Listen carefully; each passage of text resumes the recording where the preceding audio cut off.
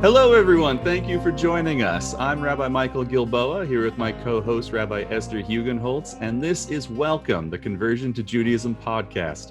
Today's episode, Rabbi Bailey Romano joins us to discuss her amazing journey, and we'll take a look at what our tradition says about a convert's connection to their non-Jewish family of origin. But before we do that, I want to introduce our guest.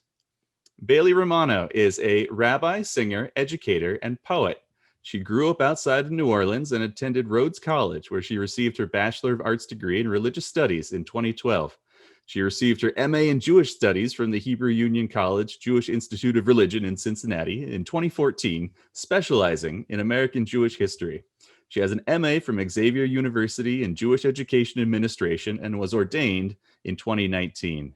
She serves as the Rabbi Director of Education at Beth Hebrew Congregation in Alexandria, Virginia.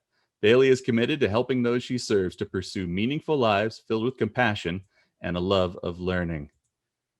Bailey Romano, Rabbi Romano, thank you so much for joining us. And welcome Thank you. Welcome. 2 episodes in, it doesn't get old yet. It doesn't. No, it's a great joke. It's a great joke. I am so happy to be here. It has been so nice actually getting to internet know both of you over a number of years, and I was so blessed to have met Esther a couple of years ago at CCAR, and so glad to be able to meet you in person, Michael, and to share this conversation with you, which is so valuable. Oh, thank you. Yeah, it's so great to have you. And I want to just jump right in. Maybe you could tell us a little bit about your background, a little bit about your journey to Judaism. And I know it's a separate journey, but your journey to the rabbinate, and maybe just a little bit about how those two things intersect and how you feel about the experience of conversion and conversion in general now that you're a rabbi. My story begins when I was a young child. I grew up knowing that my dad's sister had converted to Judaism, so my paternal aunt, and that she had married a Jewish man, and I was the flower girl in her Jewish wedding, and that my cousin was Jewish, but they lived pretty far away. And my grandparents' best friends were Jewish, and so I grew up going to Seder at their house and going to Hanukkah at their house. So I had these like very mild Jewish influences that sort of marked time in my life. But my family history growing up in New Orleans, Louisiana, is fairly typical in that the majority of my family was Catholic, and that the best schools in New Orleans are Catholic schools. So by default, you raise your children Catholic because they're going to get a good education. And so my grandparents went to Catholic schools, my great-grandparents went to Catholic schools, so my parents also did as well. And when my parents got married, they decided to raise me Catholic.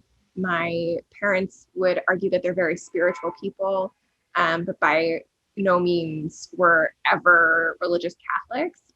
My mom actually didn't grow up Catholic. She grew up Baptist, which is sort of the alternative option Right. in Louisiana, if you will.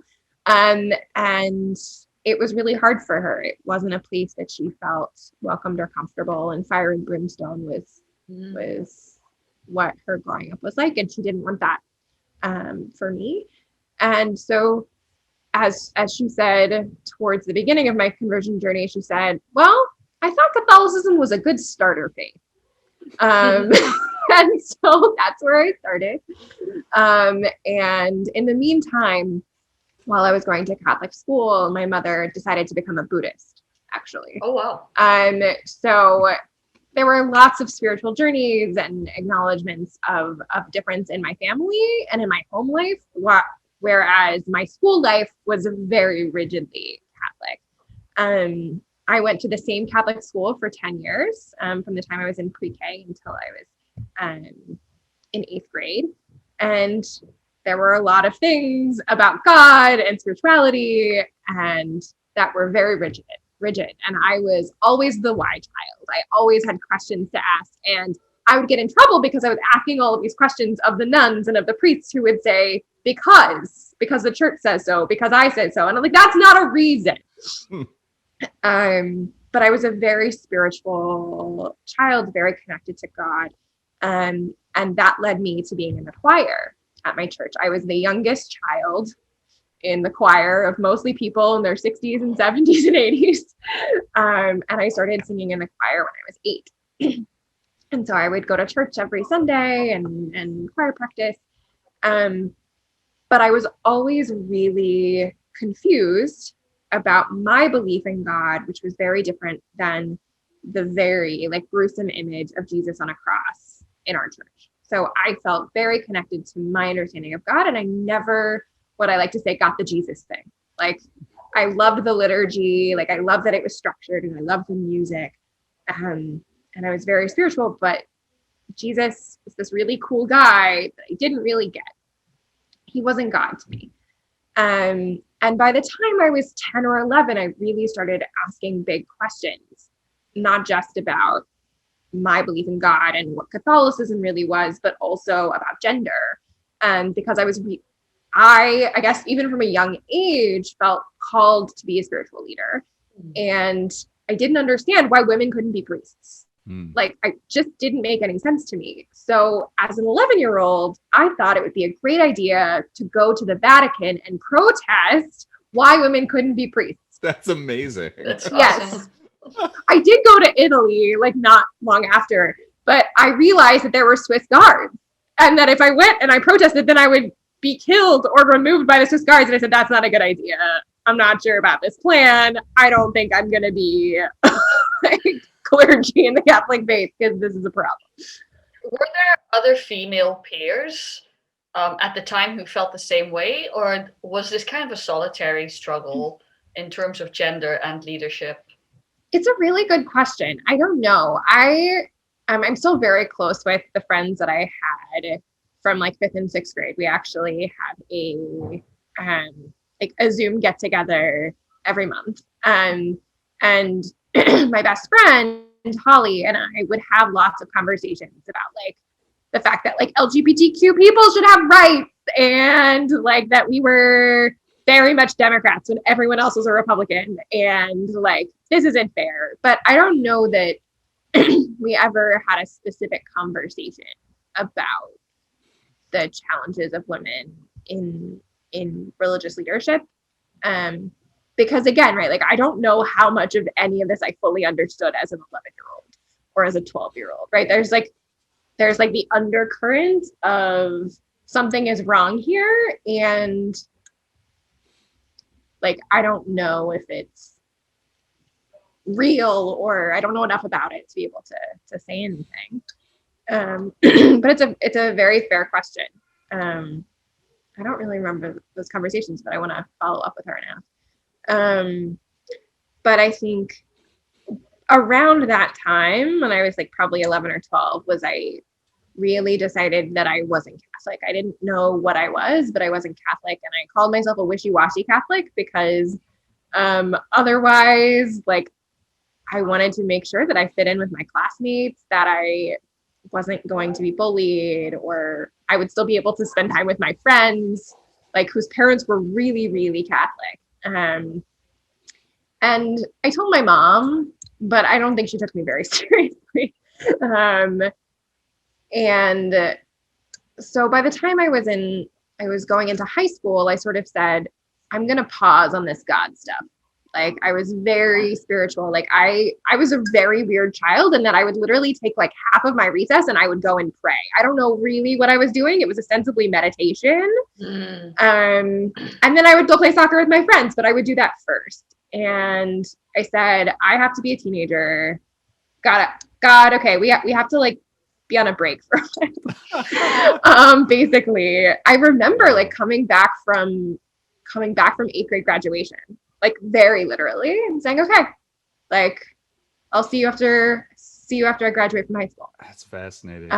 Which of course is like not real. That's like doesn't happen. Right, God is right. still with you. Of course. I was just like, I'm just not going to listen to you very much or talk to you very much. But it's a very empowered choice to make. And I also think it's a very Jewish choice to make. That kind of haggling, that negotiation with God, like, hey, God, by the way.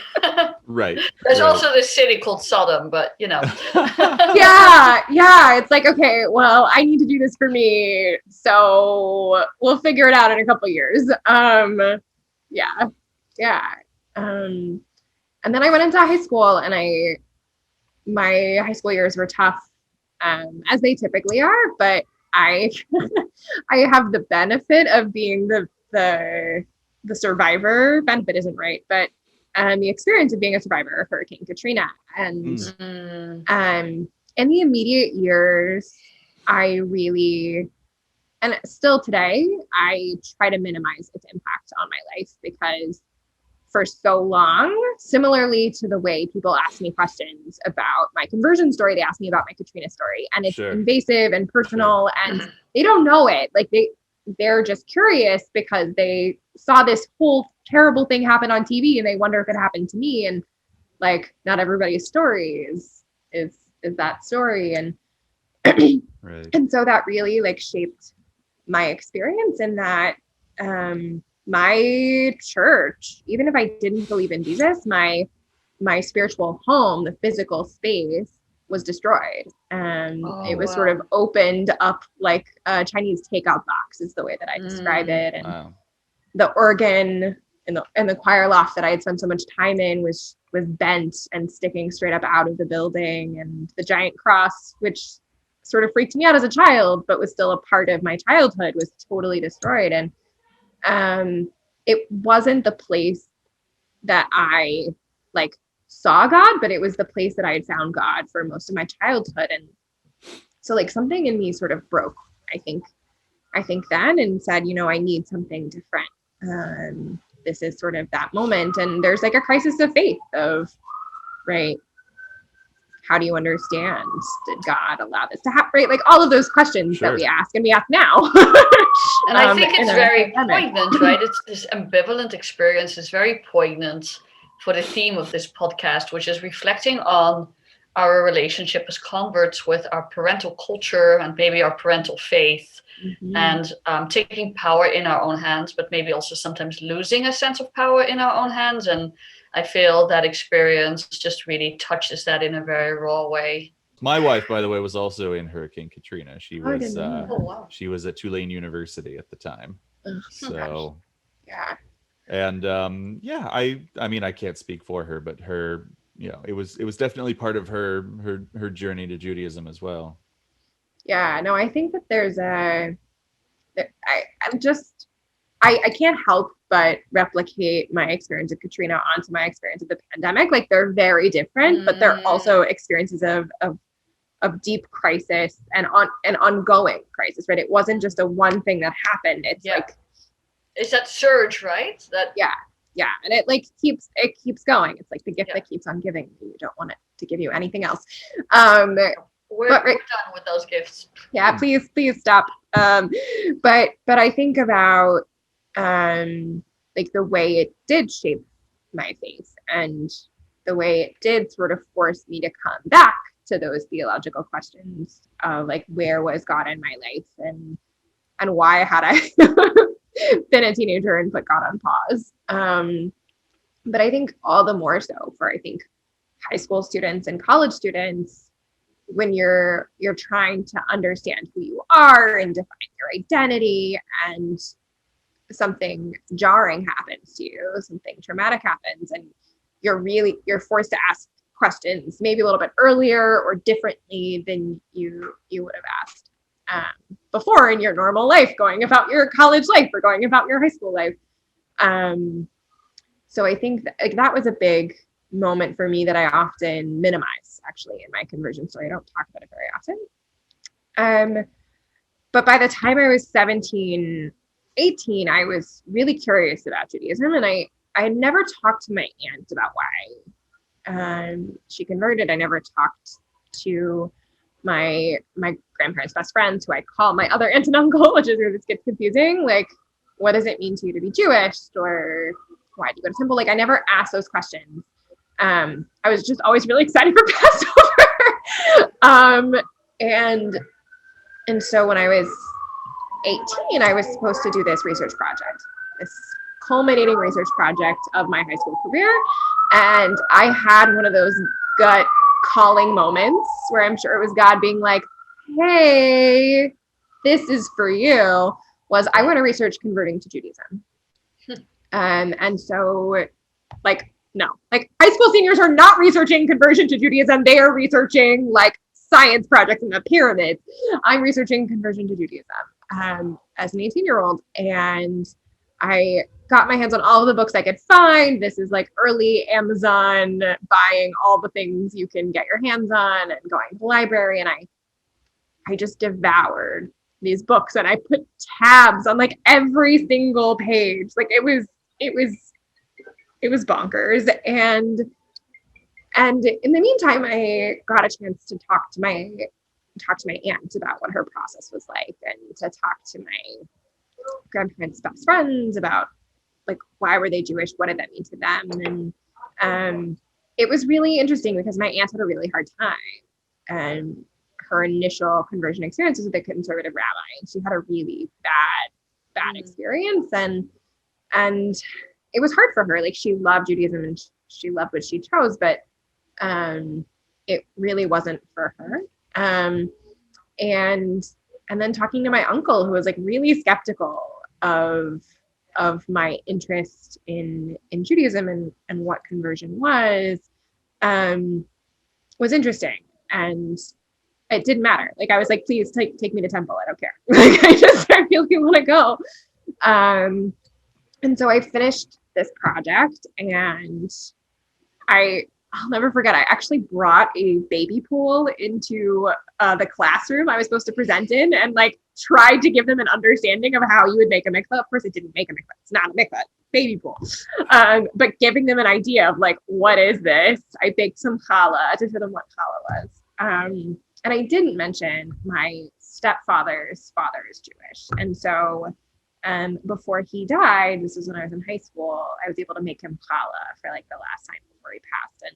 And so there were like all of these different bits and pieces. And I went off to college thinking that was a phase, that's over, like nothing for me to worry about, like, which is not true. Like, when you read through Maimonides' Principles of Faith and you're like, yes, the last two not sure about, but the rest of them 1,000%, I believe this my entire life. Like, not sure about the revival of the dead, but like, okay, let's talk about it. Like, this was like a life-altering thing. Like, I found my place. So it wasn't a phase. Within a week of getting to college, I contacted the Hillel director and said, hey, can I come to a Shabbat dinner? I'm not Jewish. And there was one that Friday. And I introduced myself, and I said, hey, I'm exploring conversion. Can I be a part of your community, and what can I do to help you? And she was terrified and had no idea what to do with me. And I was like, I literally, like, I want to help you. And at my small liberal arts college, there are like 20 Jews. I'm not Jewish and I want to help her. And none of the Jews want to do anything. So she's like, well, I'll give you some stuff to do. And in the meantime, I was going to temple and helping her. And within like 4 months, I ended up being the only 20-something, I wasn't 20, I was 18, the only 18-year-old calling all of the Jews of Memphis, asking them for money for Super Sunday. Like, nice. Who does that? And I'm sitting next to Rabbi Micah Greenstein being like, I should probably do something about this. I'm living my life very Jewishly, and this is how I want to live my life. Like, and I shouldn't be calling other Jews for money when I'm not Jewish. That's so cool. Yeah. And so I started my process with Rabbi Adam Grossman at Temple Israel in Memphis. And I made an intentional decision then to convert Reform, because for two reasons. The conservative congregation at the time was a little bit of a mess. And the other element was that my aunt had a bad experience, and this was really before I was aware, at least, of like the acceptance of LGBTQ Jews in conservative Judaism. And so I knew that Reform Jews were advocating for marriage equality, and I knew about those values and social justice. And so that was really I'm sorry to interrupt. If I have the timeline right, then yeah. that was pretty early in the conservative movement's efforts in that. So it wouldn't be a surprise that you hadn't heard about it. Yeah. It's interesting, Bailey, because I had the opposite experience in the sense that I chose a conservative conversion. And I remember challenging the conservative Jews around me on those very issues, right? This was 2004. So 2 years before the conservative movement addressed this halachically in terms of their religious rulings on same-sex relationships. So yes, I can really identify with what you're saying there, and being led by your values intentionally into a process. It sounds like you just had oodles of initiative, right? That while it wasn't true that maybe it wasn't necessarily true that there were roadblocks placed in your way, but it does sound like you had to press all the buttons to get this done. Do you think that's an accurate representation of your experience? I think it's who I am. Like I am a really fast moving train when I want to get something, and I'm going to do it. Like I don't care what obstacles are coming in my way unless they're like ethical. Otherwise, I'm going to keep going until I succeed. And there were I was really lucky. There were very few obstacles. There were people who were very skeptical. At the time, at least in my experience, I don't think that many people who were 18, 19 years old had approached rabbis to convert. Like it wasn't super common. I've been very blessed in the last 10 years to meet other people who have had that experience, because I was the only one. Like was the only person, the youngest person at any service who wasn't two. And it was challenging, but it was a calling, and it was where I wanted to be. And I have to say that I was really blessed with parents whose concerns were legitimate, in that my mom's fear was, I think this is great. Like, this sounds like who you are. I'm really worried that you're going to get killed by an anti-Semite. Like, and that's a very legitimate fear. And that's, of course, like a fear that like any convert has to process and like accept and recognize. But there was never like a specific judgment, like against me becoming Jewish. Like my step grandmother was very Catholic, and she married a Jewish man. And so I was like perfectly accepted in my family culture. It was more or less like a fear for my safety. The roadblocks were few and far between, but I was a college student, like working and going to college. And I said, I don't care. I'm going to read all the books. I'm going to do all the things. I want to do this. I want to go to the mikveh. And so I did. And I had a beautiful experience with my rabbi and going to the mikveh. And then almost immediately I became the president of the Jewish student organization at my college. Like literally, like I exited the mikveh, and maybe a month later they're like, so you're going to be the president? Are you crazy? So you waited until after, though, because I was the Hillel president before I was Jewish. Like, I'm pretty sure it was after. That makes me feel better. Because I like thought they lost their minds, but like who else was going to do it? I was already doing everything. Right. Yeah. And then they were like, okay, and now you're the junior board member of Hillel. So I was like sitting on this board with all of these grownups and going to these meetings. Like, what is happening? This is like a very fast track integration into Jewish peoplehood and culture and communal institutions. Wow. I'm curious to know, sort of like, as you reflect back on it now, do you work with conversion students now as a rabbi? How is that for you? Do you see yourself in them? Do you see someone very different in them, and how that's going for you, and what your thoughts are about conversion now that you're a rabbi? Yeah, absolutely. I mean, I think that one of the blessings of being a rabbi and a rabbi who's also a Jew by choice is that I get to walk people through that. And I like to say I can speak multiple languages, right? In the fact that I can speak culturally Jewish and I can speak not yet Jewish and interested, right? And so I'm able to translate things, especially for Jews by choice or people who are in the process of Geirut, who are coming from a Catholic upbringing to a Jewish upbringing in a real way, which is really powerful for me because my own experience in being in rabbinical school was that my colleagues sort of erased my experience, right? Like in a way that like when we did, I mean, like, of course, right? Like I want to be treated as a run-of-the-mill Jew as well. But by no means, I'm sorry, my husband is yelling in the other room. But that I also like wanted to be seen as well, and that I had things to say that could really speak to somebody's experience. And I've been really blessed to work with a handful of conversion candidates over the last couple of years. I haven't gotten anyone to the finish line quite yet. I'm only 2 years in my rabbinate, but I think it's like one of the most meaningful parts of my job right now. But like, and I think like being a rabbi is extremely meaningful in terms of being a pastor. But for me, walking people through Geirut is really valuable and important. And I love having those conversations. Right? I didn't share this part of my story, but actually my first week of college, I had this moment before I called the Hillel where I was on a bus, it's going to Target. And suddenly I got this like chill and I looked to the person next to me and said, I think I'm supposed to be a rabbi. And I said, I'm going to just forget what I just said and I'm going to put that away. And I didn't want to be a rabbi necessarily. Like, I think I kept being put into positions, right, where I was the president of the Jewish Student Organization, where I was an RA already, where I went to HUC for a master's in Jewish studies, and I was surrounded by rabbis and people who kept telling me, you need to be a rabbi, right? And I was like, no, I don't want to do this.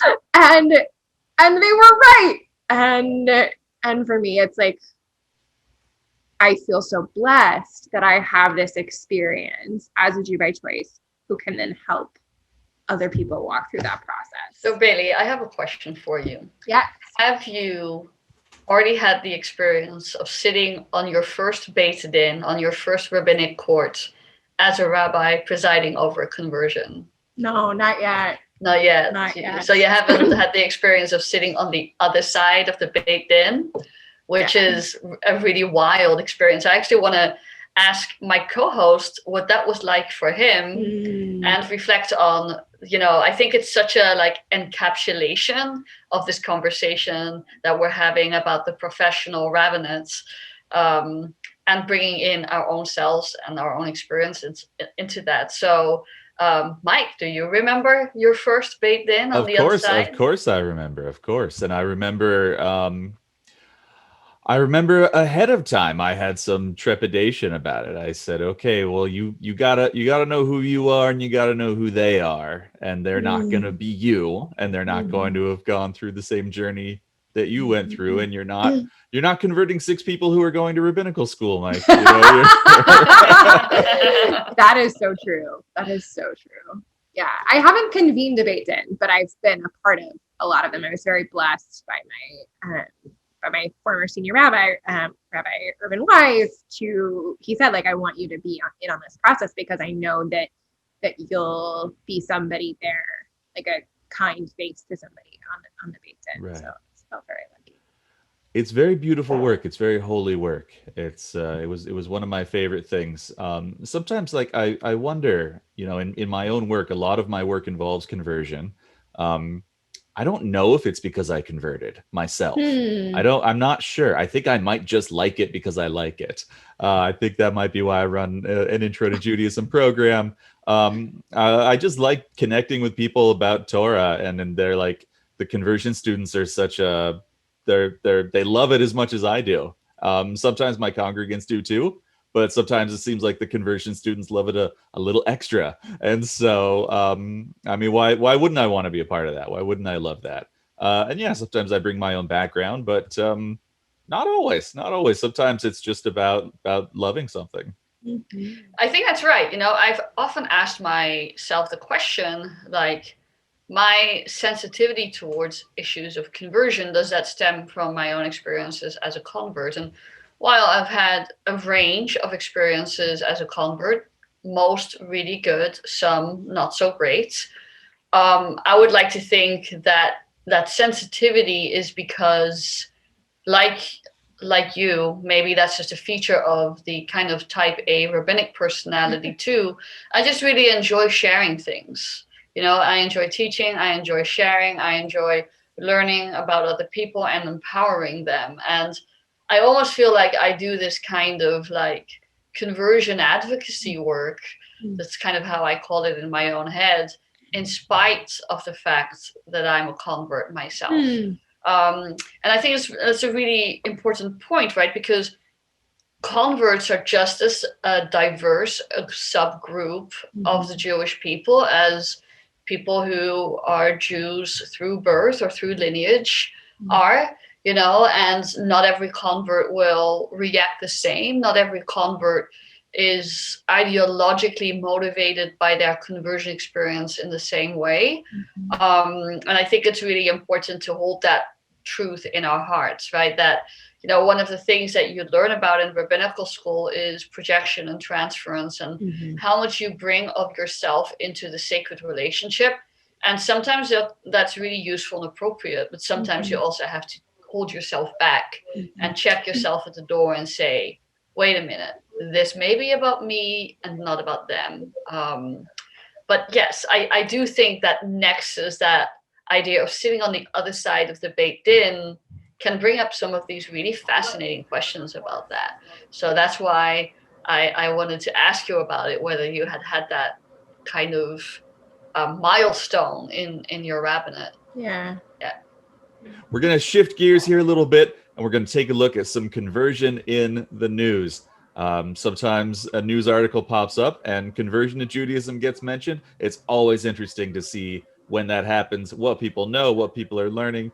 And now, from the world of sports, Amare Stoudemire, a basketball player who played for the NBA for many different teams. Before that, he played in Israel, and for a long time, he was sort of flirting with converting to Judaism. He has done that, and now he has been hired as a coach for the Brooklyn Nets. He's one of the assistant coaches.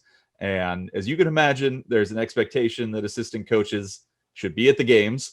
But he got special permission from the NBA and from his team to not go to the games on Shabbat. So on Friday nights, you will not see him down on the court with the players. He is observing Shabbat just like we are.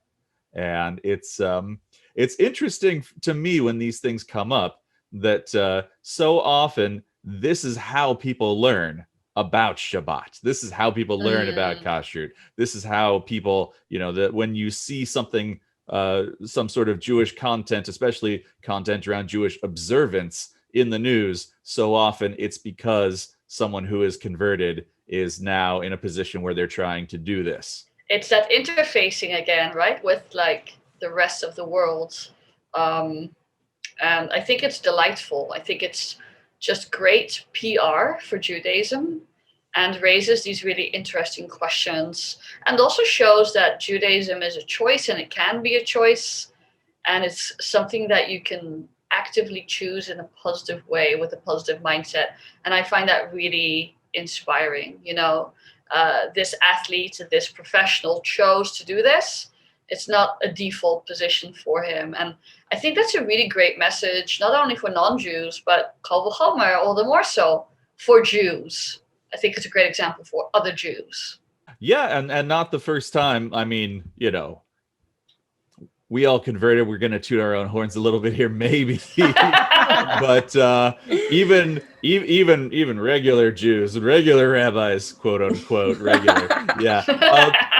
Even they will say, I often hear people say, and I don't quite know how to take it sometimes. They say, oh, the converts make the best Jews. It's like, Thank you. I appreciate like, oh, you're the ones who show up to everything. You're the ones who serve on the board, and you're the ones who do the things that the rest of us don't want to do. And it's like, I'll take it. All right. We are awesome, you know. We are awesome. But also, like, you can be awesome too if you want it. Yes.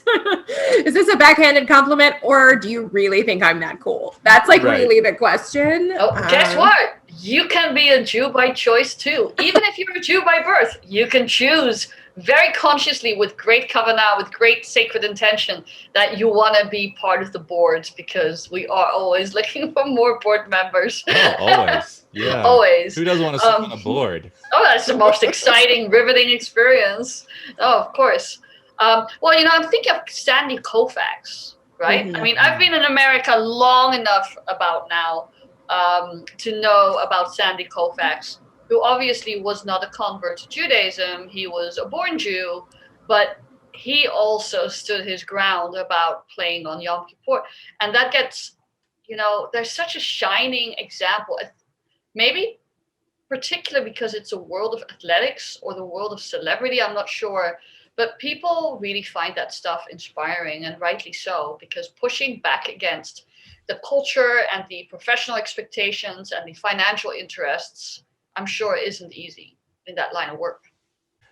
For me, it's interesting, with the Amari Stoudemire example, you have, it's not easy to keep Shabbat. It's a pressure. I mean, like it's fun. I like it. I like doing it. But I understand the people for whom it's very hard. And in a world like sports, where so much happens on the weekends, I get the pressures that people go under. And at the same time, it feels like every time someone stands their ground, every time someone holds the line, it makes it that much easier for other people to do it as well. I remember this is kind of unrelated, but I remember once I got a call from my grandma. She knew it had been Yom Kippur, and a couple of days previously she called me and she said, basically, Mike, I have a question for you. It was Yom Kippur a couple of days ago. And I said, yeah, it was. And she said, well, why did Jon Stewart do a show on Yom Kippur? Why did he have a Daily Show episode on Yom Kippur? I said, that's a great question, Grandma. We could ask him. I don't think he's particularly observant. But she knew from her grandson converting that being Jewish means you don't work on Yom Kippur. And she was shocked to see that a Jew had made a different choice. Yeah, no, I think that's very, very real in like so many different ways of like, okay, how do you translate different people's choices, both like celebrities, but also just like in your own community, and the difference between practice of being a rabbi or a more like quote unquote religious Jew versus like a Jew in the pew who like doesn't necessarily feel the need.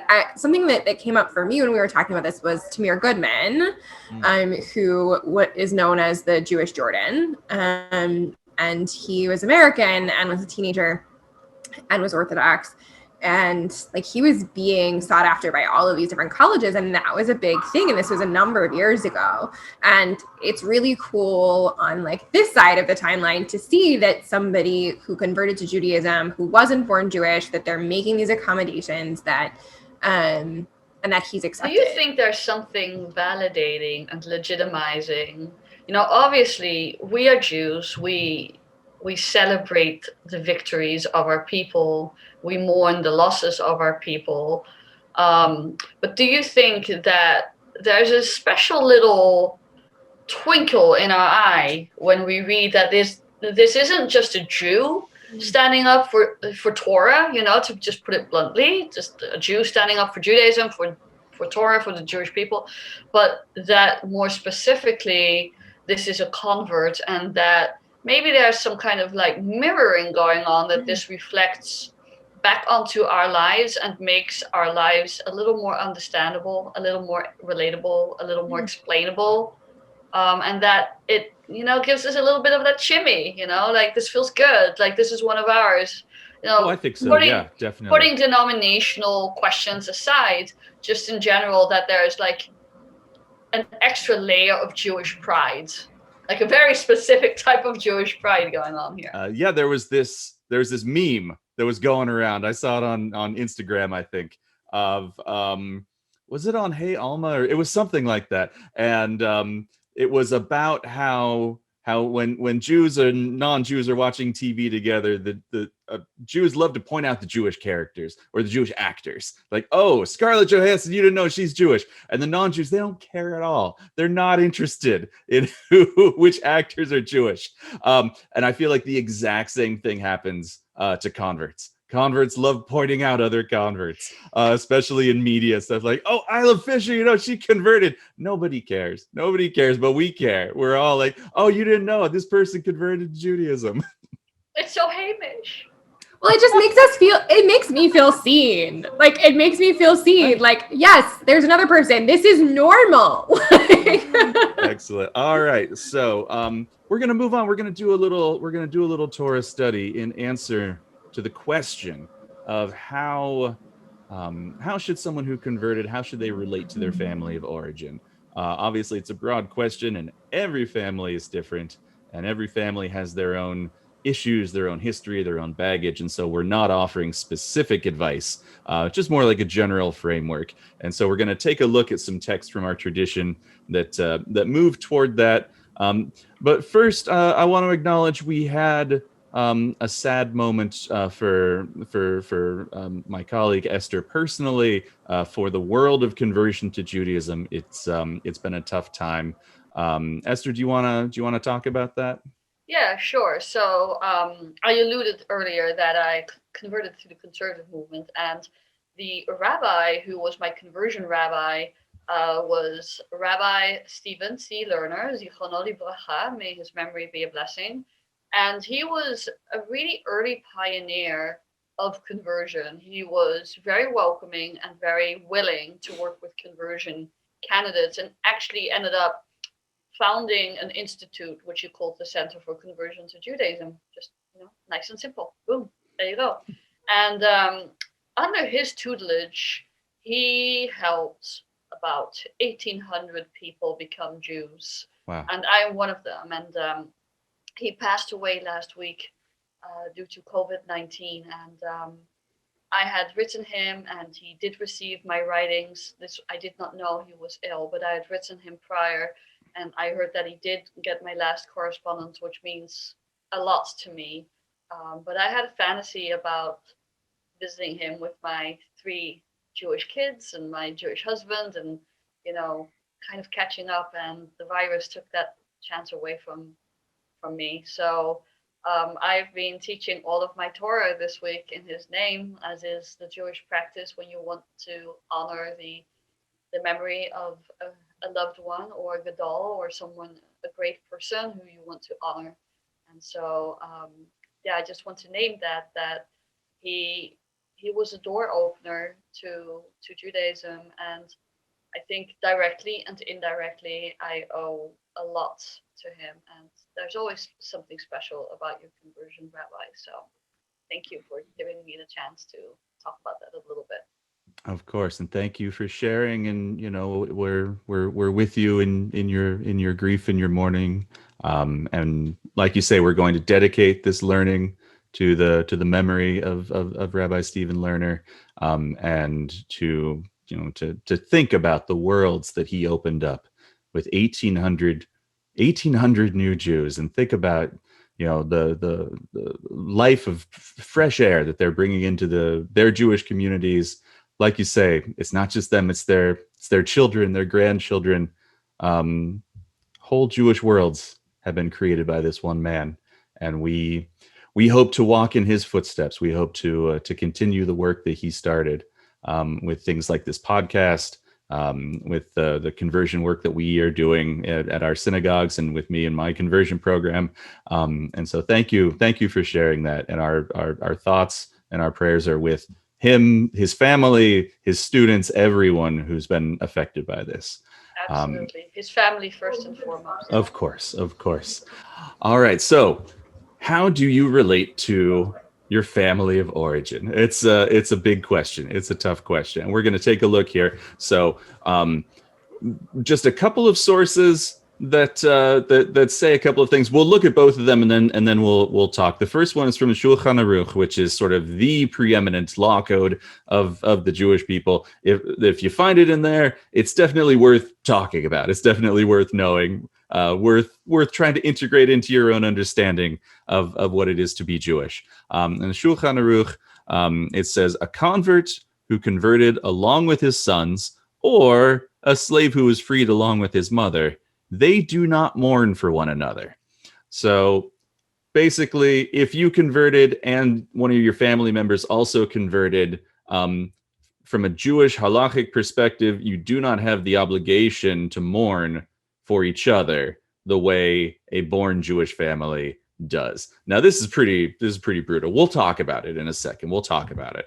I wanted to bring this in relationship to this next text, which is from Rabbi Moshe Isserlis. He wrote a very famous, very authoritative commentary on the Shulchan Aruch, sometimes called the Mapah, and it's always printed along with the Shulchan Aruch. You'll never find the Shulchan Aruch on its own. It always has the Mapah along with it, always has the Isserlis commentary. And he comments a little bit later on this same page. He says, one who wants to be stringent on himself to mourn for someone he is not obligated to mourn for, we do not stop him.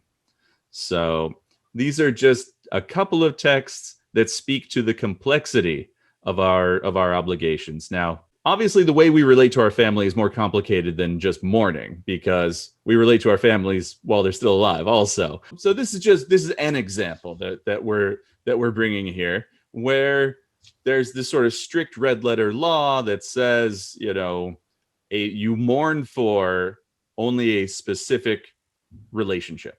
You mourn for your parents, you mourn for your siblings, you mourn for your children, God forbid, and your spouse, and that's it. And if they're not in that category, you don't sit Shiva, you don't say Kaddish, you don't do all of the Jewish mourning rituals. And here we're sort of problematizing it by saying, do you continue to have that relationship with a person from your family of origin? And the Shulchan Aruch seems pretty negative about that. But it's worth noting that based on this comment from Isserlis, that we don't stop people we can't stop people from feeling, right? People are mourning when they are in grief. And if you're in grief, you should mourn. And this is the practical ruling of rabbis from every denomination. I ripped these texts off from the conservative movement's law committee on this very issue of converts mourning for their parents, from Rabbi Joel Rembaum's tshuva on this issue. And he points out that Rabbi Ovadia Yosef, the Orthodox Sephardic rabbi in Israel, made the same ruling, that converts not only should they mourn, should they go through the rituals of mourning, but even Kaddish, which feels like especially Jewish. You should say Kaddish for when you are in mourning for someone who is not Jewish. There's some thought that maybe Kaddish is so connected to like the Jewish people that you should only say it for someone who is Jewish. He said, no, you should, if you are in mourning, you should say Kaddish. So I want to add a little context and pull in a different source. And that is the shifting perspectives on neonatal death and mourning practices, and then suggest why the language of the Shulchan Aruch is the way it is. So traditionally in early rabbinic times, if a neonate, so a baby 31 days or younger after birth, would pass away, you would not observe full mourning rituals. Nowadays, that strikes us especially harsh, like we're denying the validity of that human life. But back then, I think death was a lot more common, and it was a lot more intimate and in our face. And I think there's like a protective element to that stark language that is very easy to miss because the language is really stark. But I actually think this is about crippling or weighing someone down with this additional obligation. Neonatal death was extremely common in in ancient times. In some parts of the world, unfortunately, it still is. And if parents were weighed down by 5 or 6 babies throughout their reproductive lives that they had to observe full mourning rituals for, that would press upon them a really heavy psychological burden. And I'm wondering if there is something similar going on here as well, that this is not about cutting the family of origin out of the convert's life, but about saying, like, you don't have to do this. Life is hard enough as it is, and that's why we have this language of tzarich. If he does want to do this, we permit him, but he doesn't have to do this. That's kind of the pastoral gloss I'm getting off this text. Yeah, I think that was my immediate connection as well, Esther, was that connection to mourning for neonatal or infant loss, which has always been something that's never sat right with me. And I think that exactly like what Micah was saying, like the common practice is that you mourn if you need to mourn, that it's one of those, it's permissible, right? It's, you don't have to, but you should, because it's what you need. And the piece that I'm thinking about is the evolution of the connection of a Gior or Gioret to their family of origin, right? I think that I don't have statistics. I don't know that any of us have the statistics, but more than likely thousands of years ago, hundreds of years ago, right? If you chose Judaism, you were literally leaving your family behind. And we're in a very different world now, where I think all three of us to some extent and different, like, we're connected to our families, and Sure. and our challenge is more like navigating the reverse interfaith nature of our families. And that, at least for me, there's not even a question about mourning the loss of my parents, my grandparents, or anyone else. What I will say that's like an interesting sort of piece to this, an anecdote, is that my husband is a Jewish musician, and when his Catholic grandfather passed away during COVID, he wrote a beautiful tune to Kaddish. And it is literally the way that he has processed his grief for his grandfather. And I think this conversation isn't just about converts, but it's about, right, how do we mourn the people in our lives who aren't Jewish? Because in our worlds today, so many of us are touched by people in our lives who aren't Jewish. And absolutely. And if it's something that we feel, then we have to mourn. It's yeah, absolutely. And I think the how do I want to say this? Traditional Judaism speaks in a language of obligation. So you have to mourn for these people, and you don't really get a choice in the matter. You have to go through the rituals of mourning for these people. And it's easy to imagine a scenario where and I think we all know people who are coming out of this situation where their conversion to Judaism doesn't sit well with their family. And I'm very blessed that my parents, my grandparents, they've all been very supportive, if not of the decision exactly, then supportive of me to make my own choices. And it's a fortunate place to be. I mean, I didn't come out of like a fire and brimstone church world or anything like that, so I don't have any of that personally. But I know people for whom these things are very upsetting, and there are also sometimes people discover in Judaism, in our message, that everyone is made in the image of God, that everyone matters to God. It is a message that is profound when people are coming out of families of abuse. And so I know maybe a few more people than statistically average. I know a lot of people for whom their conversion to Judaism is part of their process of coming out of a family of abuse. And so to be able to free people in that situation from having to mourn for abusive parents or something like that, it's very beautiful, because, like I say, the standard position in Judaism for a lot of what we do is, here's a mitzvah and you have to do it. And so to be able to say, Actually, maybe not. Maybe you get to tell us. You, the convert, get to tell us, the rest of the Jewish world, if you're going to sit Shiva, if you're going to say Kaddish for your non-Jewish family. Obviously, you want to talk to your local rabbi, and disclaimer. But it is something, these texts point to an ability to opt in on our own emotional terms. The how Jewish we want our mourning to be. You can imagine there are plenty of people for whom it's not going to be an especially useful prospect to say, I'm going to say Kaddish for my abusive father who is an anti-Semite. That's just a hypothetical, but it's good. There's not a lot in Judaism that has options sometimes, so it's nice that this is something where you do kind of get to choose how you buy in.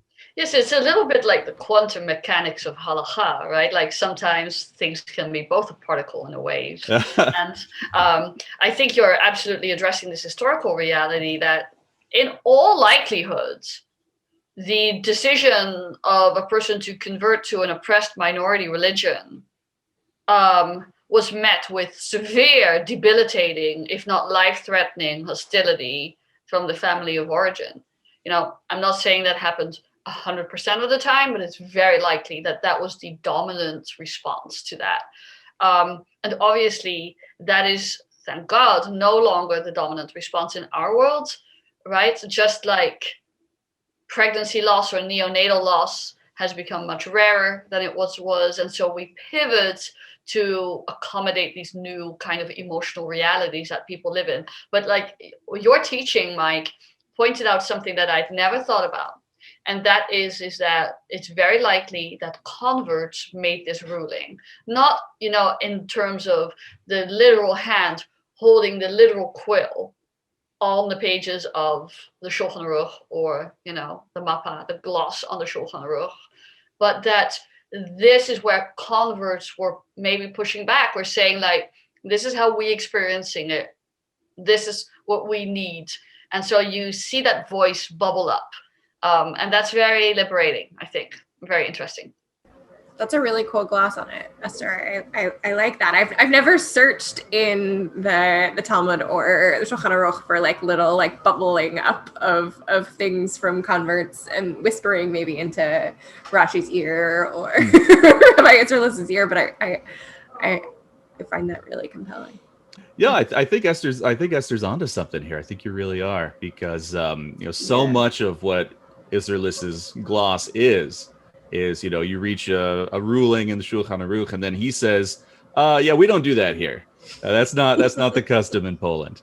And so much of what he's writing down is it is descriptive more than prescriptive sometimes. And this in this particular instance, this would be the one where it is the convert saying, like, of course I'm going to say Kaddish for my mom, like, of course, why wouldn't I? And the rabbis have to accommodate that reality. Yeah, I think pastorally, this is what when I teach the laws of mourning to Jews or to people, there's always this distinction between what we call, kavod hamet, the honor that you give to the deceased, and nichum avelim, the comfort that you bring to the mourners, to the people left behind. And I think a really interesting thing that has come up for me as a mourner and my husband as a mourner too.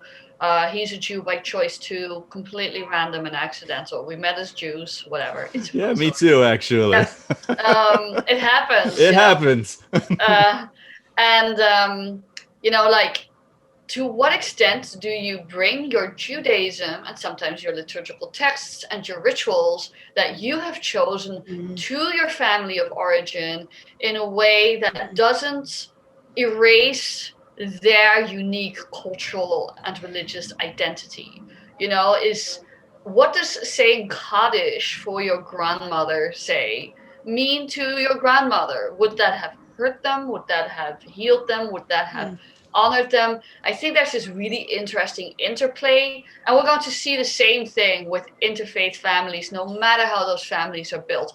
And Bailey, I thank you for making that point, because in a way, the thread of conversion throughout Jewish history is giving us a precedent, an antecedent to dig into questions of interconnectedness between Jews and Gentiles, because converts were some of the first people to be interconnected in that and interfacing that way. So we have a lot to draw out, even for non-conversionary situations.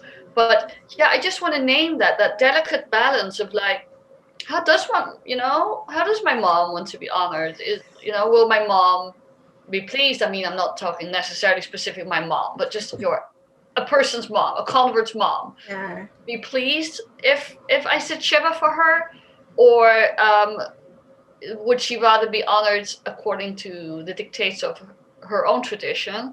And with the rise of nuns, right, like the rise of like people who are unaffiliated with any religion, what is the magnetism that the Jew in the family can have on non-Jews? Absolutely. Those are all really great points. I think something that I often think about is it's not about the person who's died very often, right? Because they're dead. I have no idea what they wanted, but I don't know. Right. But I know that it's, for me personally, that is my job as a rabbi, is to help walk somebody through that mourning process, and for them, right, how do they honor their tradition and process this? And I was actually really honored a couple of weeks ago. Another Jew by choice, her mother had passed away, and I said, like, do you want me to organize a Shiva minyan for you? And she said, yes, I do. And her non-Jewish sister came along, right? And she said that it was extremely meaningful to her, right? Mm-hmm. It wasn't in the tradition of their mother, but it was a way to mark her memory. And I think that more and more it's possible that we'll see that, actually, that there's this intersection and acceptance, that we can have these different rituals, and that they both, like Elu, like both of these help us to process, and that's okay. And it's okay for us to figure out what's right for us, and not just what that other person needed. Absolutely. Mm-hmm. Mm-hmm. I would be remiss at this moment if I didn't mention that Esther co-officiated at my grandma's funeral. Mm-hmm. Yes. You had just gotten to Iowa. You probably remember. Yes, I do. And I was not able to attend because for I was taking care of two kids, and there were financial reasons. It was hard to fly back and forth from California, and we decided to prioritize going to see her one last time instead of going to her funeral. So I was not at her funeral, and it was her specific request that there be a rabbi at the funeral and that there be some Jewish content to the funeral. She was not Jewish, but she loved that I was. She had a kind of complicated relationship with her church, and there was a pastor who co-officiated, and we talked to my grandma, I talked to Esther. We decided that Kaddish didn't make a lot of sense, but we did the second paragraph of the Amidah, Mechaya Metim, that speaks about the resurrection of the dead, life after death in some form, which is that language is used at cemeteries also as part of Jewish rituals. Yes. And so it made a lot of sense. I don't know that it was especially well received by the wider family, by all my cousins and that sort of thing. But I know my grandma specifically asked for it. And if I tried to like drill down on why, it was because she saw herself and she saw her life, and it culminating in her children, in her grandchildren, in all of her grandchildren, and that includes me. And so it made total sense for her to have a Jewish element at her funeral, even though I don't think it ever crossed her mind to convert. But it didn't mean that Judaism wasn't a part of who she was. I don't know. That sounds a little weird. I hope that makes sense. No, I mean, you are the branches of her tree, and one of those branches is Jewish, and she wanted to honor those sprouts, And I remember I had a really lovely interchange with the pastor, because I reached out to the pastor feeling ambivalent about this, because I felt like I could possibly be intruding on their sacred tradition, and I didn't want to do that. And this pastor was just so kind and accommodating and open-hearted, and it ended up being a really meaningful connection between us as clergy colleagues. And I feel like I was able to bring in an extra sensitivity because I had straddled those lines myself as a convert. Now, I'm not saying that please God forbid, I'm not saying that a born Jewish colleague wouldn't have had that, but there was like an immediacy of the experience that I could relate to in a very personal way. And it ended up being a beautiful moment. And I was your proxy. I remember that very well. And it felt like I was really trying to channel that. And yes, I just want to name that it can be complicated, right? Because within non-Jewish families, within Jewish families, there is also space for ambivalence about Jewish ritual. Mm-hmm. There are lots of Jewish families. One brother doesn't want a Shiva Minyan, the other one does. But then there's kind of a cultural understanding that, okay, even if I don't like it, this is what's done, we'll do it. But I think in non-Jewish families, an encounter with this sacred magnetism of Judaism, which is so thick, we have such thick ritual culture and just culture in general, can be really like destabilizing and formative and inspiring and messy and complicated and beautiful and hard and all those things for a non-Jewish family, especially when they are emotionally vulnerable because of such a life cycle event. And I think this should be the part of the curriculum, right, in rabbinical seminaries. Like, how do you walk that line? How do you balance that? And that we should also hold in our hearts the possibility for all the negative stories that exist. Unfortunately, I have met those people too who've really struggled with their families or origin over their decision to become Jews. But that, a lot of people just want to heal in that moment. And they're just grateful for an open-hearted tradition that invites them in to heal. And I think we shouldn't underestimate the power of Judaism to be able to do that without an agenda. And I think our theology lends itself so well to that we actually don't have a theological agenda. We can just hold space for people. And I think that's such a beautiful gift. Just one more thing I want to add. We do sort of a high level conversation here, but ultimately it comes down to human beings. And I want to take the opportunity to point out that, as in all things with conversion, people own their own stories. They own their own conversion story, and they own their relationship to their family of origin. And if they want to talk to you about it, they will. And if they don't want to talk to you about it, they won't. And it's not a terrible thing to bring up. If you have a close friendship with someone, maybe you could bring it up. Not for kiddish. It's not the thing to bring up when you're just getting to know someone. Mm-hmm. I want to thank my co-host Esther, as always. Bailey, Romano, thank you so much for joining us. This was a great conversation. I've really appreciated having you here. Thank you for your time.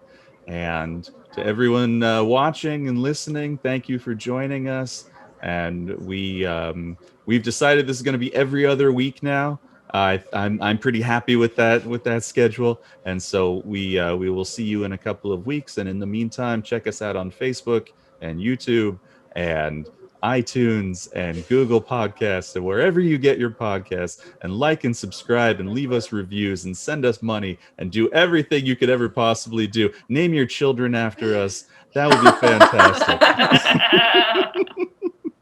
We want to thank Joe Buchanan for the use of his song for our theme music, and we want to encourage you to go check out his new album. The link is in the description. Thank you, Joe, and we hope to have you on the show pretty soon. All right, take care, everyone.